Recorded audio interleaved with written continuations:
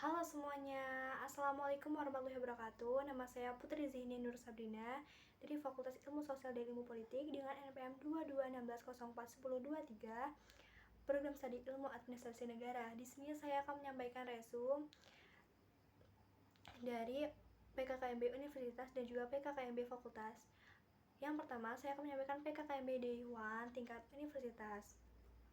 Materi pertama disampaikan oleh Irjen Pol Dr. Ahmad Wiyagus, SIK MSI MM.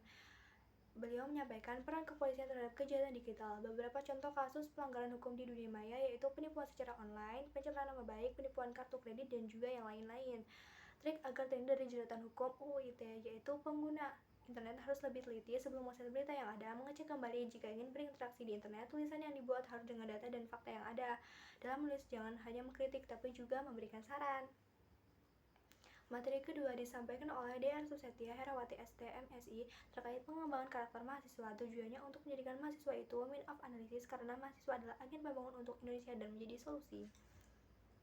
Materi ketiga, pemateri Prof. Dr. Said Akil Siroj MA terkait pengembangan karakter mahasiswa dalam perspektif agama. Kiat-kiat menjaga toleransi umat beragama yaitu tetap menjaga dan menghormati agama lain, tidak mengolok-olok agama lain, tidak membeda-bedakan agama yang teman kita percayai, tidak merusak tempat ibadah dan membuat kerusuhan. PKKMB yaitu Universitas. Materi pertama yaitu pemateri Prof. Dr. Heriandi MSI. Beliau menyampaikan Merdeka Belajar Kampus Merdeka. Tujuannya mendorong proses pembelajaran semakin otonom dan fleksibel dan menciptakan kultur belajar yang inovatif, tidak mengekang dan sesuai dengan kebutuhan mahasiswa. Materi kedua disampaikan oleh Prof. Dr. Asep Sukohar MKes terkait kesadaran lingkungan hidup, manajemen risiko, dan kampus sehat. Kampus sehat dan health promoting university yaitu gerakan untuk hidup sehat pada tatanan perguruan tinggi dan golongan ini menjadi cikal bakal aktivitas kampus siaga COVID-19. Apa aja sih usaha yang udah dilakukan Unila untuk kampus sehat? Yaitu yang pertama Zero Tolerance Areas, yang kedua parkir terpadu dan pembatasan penggunaan kendaraan bermotor untuk mengurangi polusi udara, yang ketiga di lingkungan kampus mengolah sumber air Aquanila, yang keempat arboretum dan anggrek tempat menanam pohon dan penanaman anggrek, pengolahan sampah, dan masih banyak lagi. Materi yang ketiga disampaikan oleh Prof. Dr. Yulianto MS terkait etika dan norma kehidupan kita. Tujuan mahasiswa itu bukan hanya mengejar IPK tinggi, tapi juga mampu memimpin dengan baik, mengembangkan kemampuan organisasi, mengatur teman-teman dengan baik, dan juga mengeluarkan pendapat.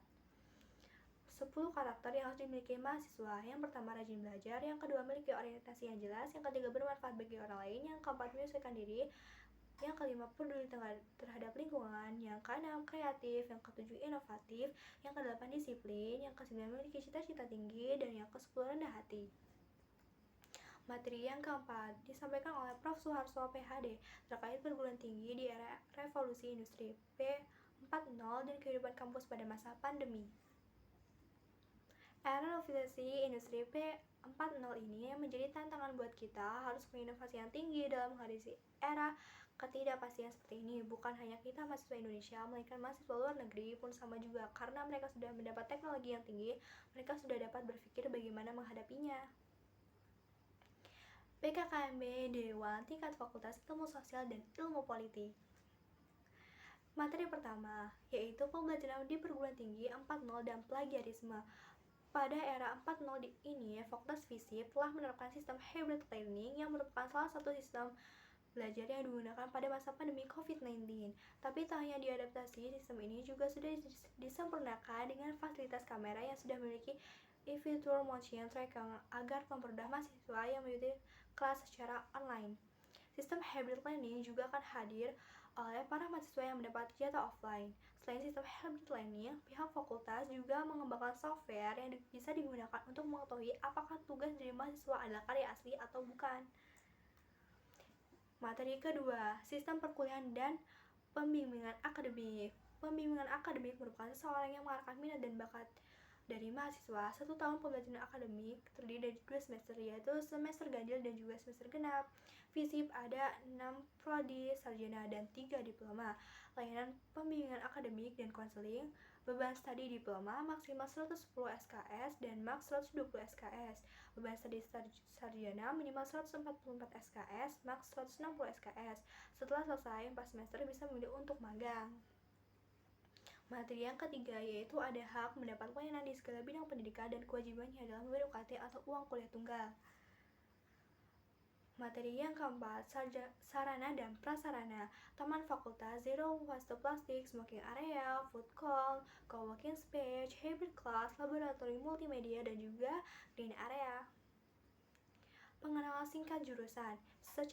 Sejarah singkat Ilmu Administrasi Negara Universitas Lampung didirikan pada tanggal 1 Juli 1998 secara resmi pada tahun 1999. Fokus dari jurusan ini sendiri yaitu mengembangkan kajian bersifat pemikiran dan terapan dengan memanfaatkan prinsip-prinsip, yaitu visi menjadi program studi yang unggul di Indonesia pada tahun 2025. Misi menyelenggarakan pendidikan di bidang administrasi negara publik yang berinovasi pada pembentukan lulusan yang memiliki kemampuan penerapan ilmu pengetahuan sebagai birokrat, administrasi, analisis kebijakan, pengelola kegiatan lapangan, dan peneliti. Yang kedua, menyelenggarakan pemilihan di bidang kebijakan. Apa sih ADM negara itu? Disiplin administrasi negara ini pada hakikatnya adalah suatu disiplin ilmu yang menanggapi masalah pelaksanaan persoalan-persoalan masyarakat atau public affair.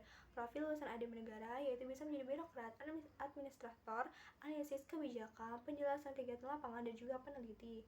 Full group keilmuan, kebijakan publik atau dinamakan kebijakan publik lokal, nasional, sampai internasional, manajemen publik, dinamika perkembangan praktik dan teori tentang sektor publik. Yang ketiga, administrasi pembangunan, yaitu dinamika paradigma pembangunan secara teoritis dan praktis.